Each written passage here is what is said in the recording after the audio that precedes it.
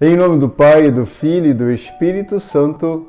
Amém. Louvado seja o nosso Senhor Jesus Cristo.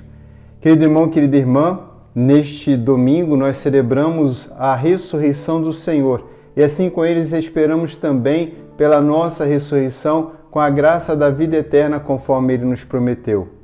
Para hoje, o Evangelho de modo especial nos traz uma indagação do próprio Senhor que disse aos seus discípulos: vós também vos quereis ir embora? A pergunta do Senhor constantemente também feita a nós, a primeira que eu posso recordar, é aquela que ele pergunta: e para vós, quem eu sou? Então aqui também, e para vós, sabendo quem eu sou, quereis me seguir ou quereis ir embora?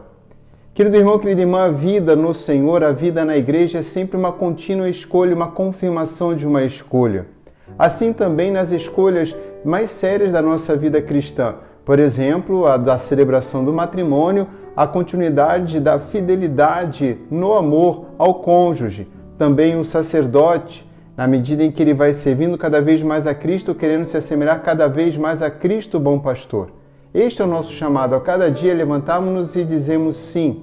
Da mesma forma, para todos os batizados, nós nos erguemos da cama como que levantando para uma nova missão, como Lázaro saindo do túmulo, numa esperança de uma vida na qual nós possamos glorificar ao Senhor. A vida é sempre uma contínua escolha, uma confirmação, sobretudo daquelas escolhas definitivas que nós fazemos. Falava do matrimônio, também do sacerdócio, como também posso falar da vida religiosa, enfim, de todas as vocações. A primeira leitura retirada do livro de Josué nos propõe também um questionamento de fidelidade, de escolha.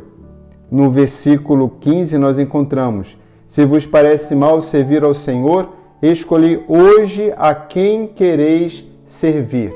Escolhei hoje a quem quereis servir.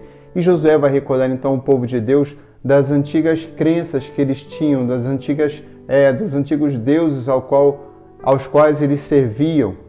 E vai colocar do Deus de Israel, que realizou maravilhas em suas vidas, sobretudo na libertação e a condução por todo o deserto e a entrada na terra prometida. É assim que nós nos colocamos também como povo de Deus. Tínhamos uma vida antes de conhecer o Senhor e temos uma vida a partir do conhecimento do Senhor, um antes e um depois.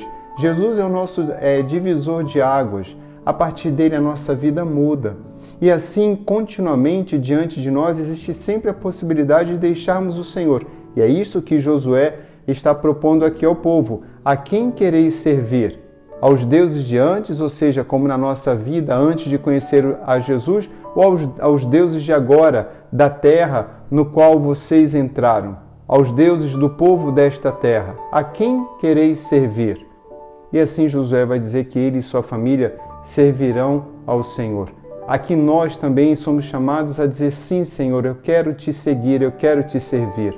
A pergunta do Senhor Jesus, portanto, nos coloca diante dessa situação: quereis ir embora? E podemos então responder como São Pedro: Senhor, a quem iremos? Diz São Pedro. A quem iremos, Senhor?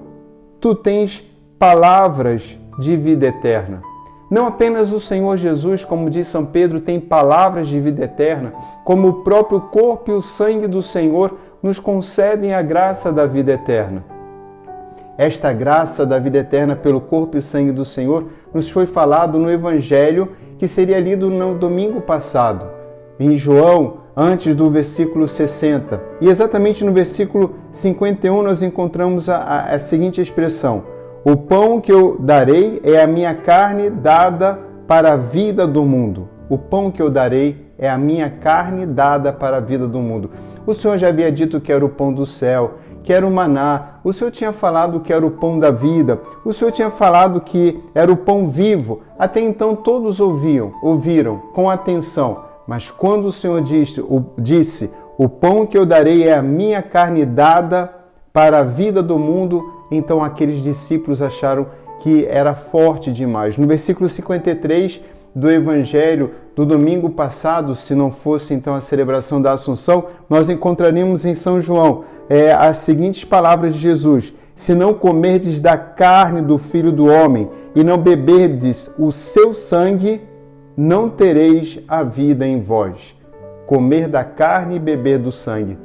Queridos irmãos e irmãs, recordando a instituição da Eucaristia, as palavras que o sacerdote diz no altar, isto é o meu corpo.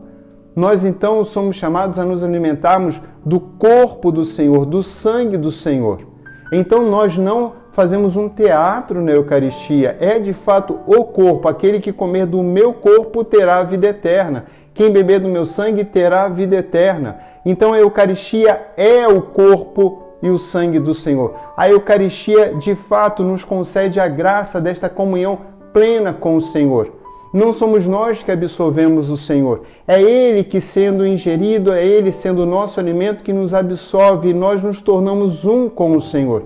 Essa grande experiência que vivemos nós, cristãos católicos, temos a oportunidade de compreender, sobretudo nas palavras de São Paulo, na segunda leitura, no escrito aos Efésios, quando ele vai recomendar o amor dos esposos e das esposas. O São Paulo vai nos dizer que as mulheres devem ser submissas aos maridos como ao Senhor. E aqui uma comparação muito próxima. Então nós devemos ser submissos ao Senhor. E vai dizer que os homens devem amar as suas esposas. Maridos, amai as vossas mulheres como Cristo amou a igreja. Cristo é a nossa medida. Cristo é aquele que nos ensina a amar. É na relação profunda com o Senhor e de modo especial nos bebendo e comendo do corpo e sangue do Senhor que vamos dando ao mundo uma resposta, como o próprio Senhor nos mostrou no caminho que seguiu e nós também devemos segui-lo.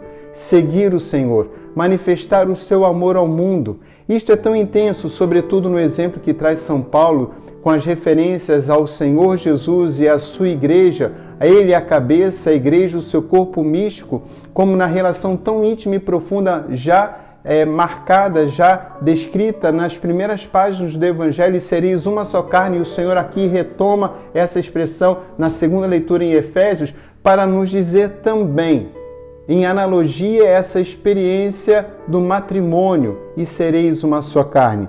Assim recorda São Paulo, o homem deixará seu pai e sua mãe e se unirá à sua mulher e os dois serão uma só carne. Recordando o Evangelho, nós somos chamados a ser uma só carne com o Senhor. Somos chamados a deixarmos o homem velho que nós somos e assumirmos o homem novo, a mulher nova em Cristo Jesus.